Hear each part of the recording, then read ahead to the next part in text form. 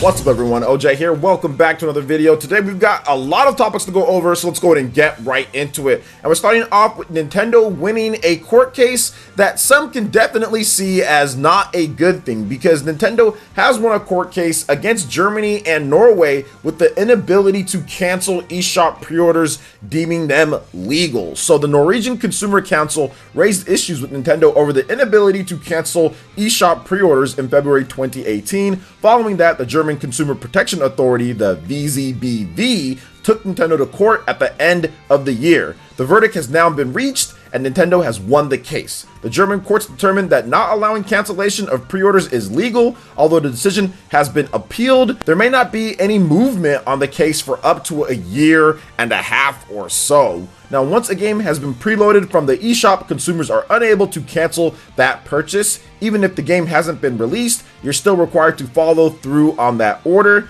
This was thought to be a violation of the Norwegian and European law, but the courts thought otherwise in this case here. So there's been a lot of talk about this, whether this is consumer friendly or not, and if Nintendo is anti-consumer, or if this policy is, or all of that. My thought process is this: first and foremost is that you probably shouldn't pre-order a digital game until you're absolutely sure that you want this game, that you have the money for the game, and that it's like right before the game comes out. Like, you shouldn't do it like a week in advance or 2 weeks in advance. There's really no reason.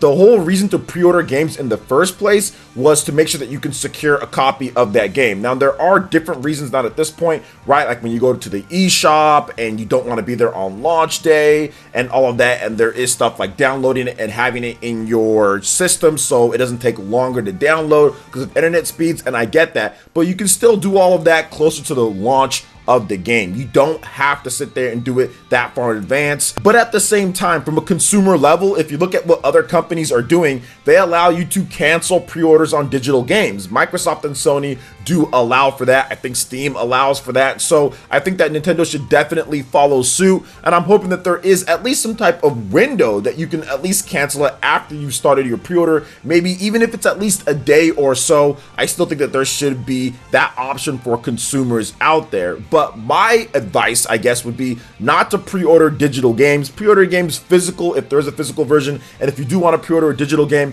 make sure, on the eShop at least, make sure that you pre-order it like right before the game comes out, and make sure that you have enough money and everything so you don't have to change your mind later. Make sure that you're sure of the game that you are pre-ordering. Otherwise, you can fall into this right here and not be able to get your refund. Although I have been told by many people that if you call Nintendo, they will refund you. So I guess if you kind of take the next step, they will refund you. But either way, I still think this is not necessarily great for consumers. I mean, having the option to cancel before the game launches is definitely something that you should be able to do, but it is what it is at this point, and it's been deemed legal. So what are you guys' thoughts on this when it comes to the inability to cancel the eShop pre-orders and this court case? Let me know your thoughts in the comment section below. All right, and moving on to the next topic here, there is a brand new Kingdom Hearts game that has been announced for iOS and Android. Square Enix has announced Project Xehanort, a new Kingdom Hearts experience for iOS and Android, due out in spring 2020 with in-app purchases. So it's probably going to be free to play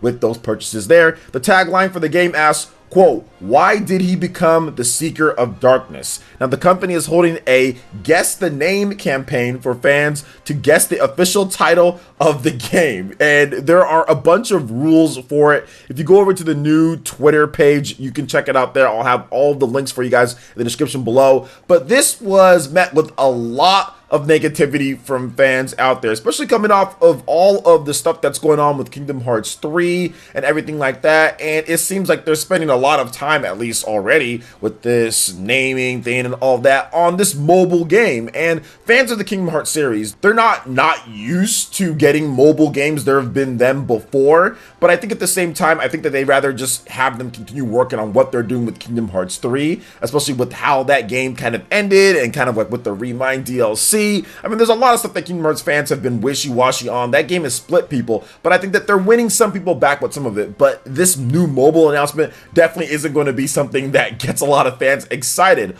Although I will say this, I think that it's a free-to-play game. There's going to be in-app purchases, and it might be really good. Not every single free-to-play game with in-app purchases is the devil. Not every single game is just horrible when it comes down to it. So this could be a nice little companion piece, or it could be a solid game on mobile. The only problem is that it's on mobile. It does not have the regular buttons unless they have the button integration that they kind of patch in there. A lot of games don't. So you guys know how it is on that front. Anytime that a developer announces like a franchise, a core franchise for mobile, people do get upset because it's mobile, right? It's iOS, it's Android, it's in-app purchases, it's microtransactions, and people just don't like that type of stuff. So what are you guys' thoughts on this brand new mobile Kingdom Hearts game coming out? I'd love to hear what you guys have to say in the comment section below. All right, and moving on to the next topic here, guys. We've got a brand new Animal Crossing pre-order bonus that's going down at Target. Physical pre-orders. See, much better here. If you pre-order the game at Target, you get a journal with a custom 2020 calendar. That sounds exactly like something that you would need to enjoy your time, to enjoy your day, the relaxation, the fun of Animal Crossing New Horizons on the Nintendo Switch. So Target is planning a pre-order bonus for Animal Crossing New Horizons. The retailer's upcoming ad has leaked, which shows a journal with a custom 2020 calendar as an incentive for reserving the Nintendo Switch game. Did I say that you can reserve that physical at Target? Physical, and you can cancel that anytime that you want. You know, you don't have to pay for it beforehand. You can put down the amount that you want to put down. Sometimes it's different for some retailers. I'm not exactly sure what Target's asking for. I know GameStop asked for 5, but you can put down the money there, and if you don't want it, you can cancel it. And guess what? You get a journal with a custom 2020 calendar that just looks absolutely amazing. I am definitely pre-ordering Animal Crossing New Horizons at Target because I want that journal and I want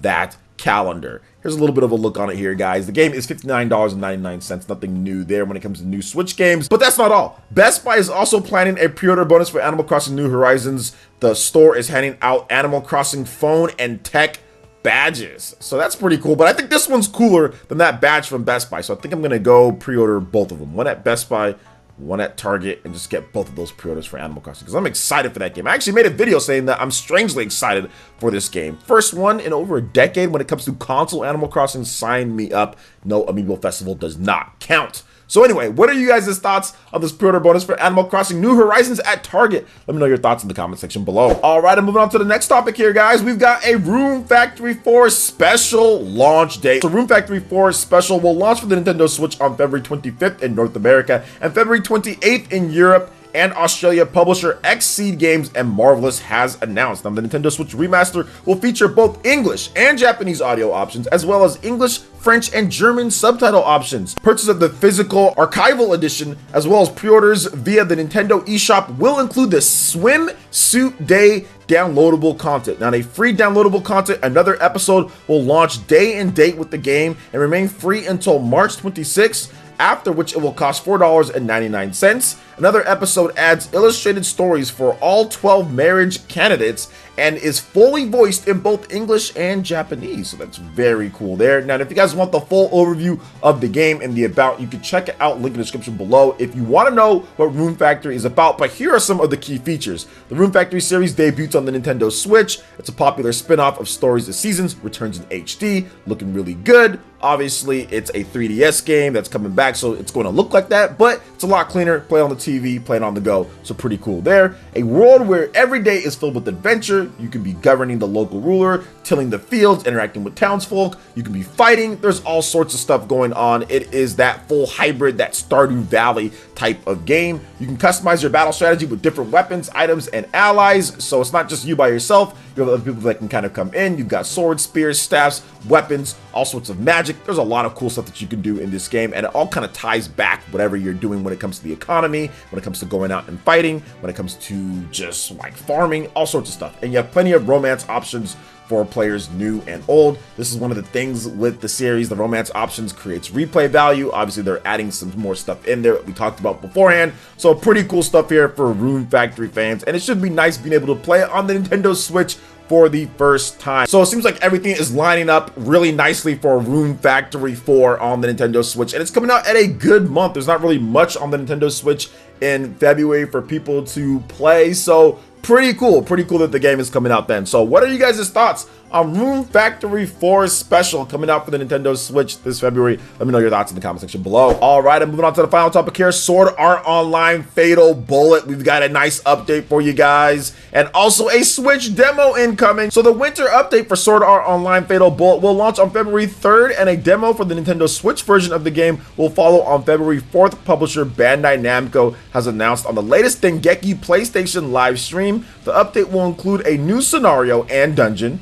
The main characters are trying to take on a new quest, but trouble occurs in the ARFA. Sis is hardly able to speak. Apparently, it has something to do with the new guest. The new dungeon, Abyss Dungeon, is a random dungeon where your level starts from the beginning, allowing you to test your abilities. You will level up, acquire skills, collect items, and aim to clear the dungeon's 50 floors. So here are the key points. Your level, skill, and equipment will start from their initial state. Every 4 floors you clear creates a checkpoint, which you can resume the next time you play. Acquired items are stored in the item box. This is an offline single-player mode. There are bosses to fight along the way. A scenario will also progress in the dungeon. Difficulty settings do not take effect. Plus, a brand new character named Hydra will appear in the scenario as well. So there's more updates for Sword Art Online Fatal Bullet. This game has some of the most content that I've ever seen in a game, and I'm definitely planning on picking up the full game. I haven't picked it up just yet. I played the game on the PlayStation 4, I played the game on the PC.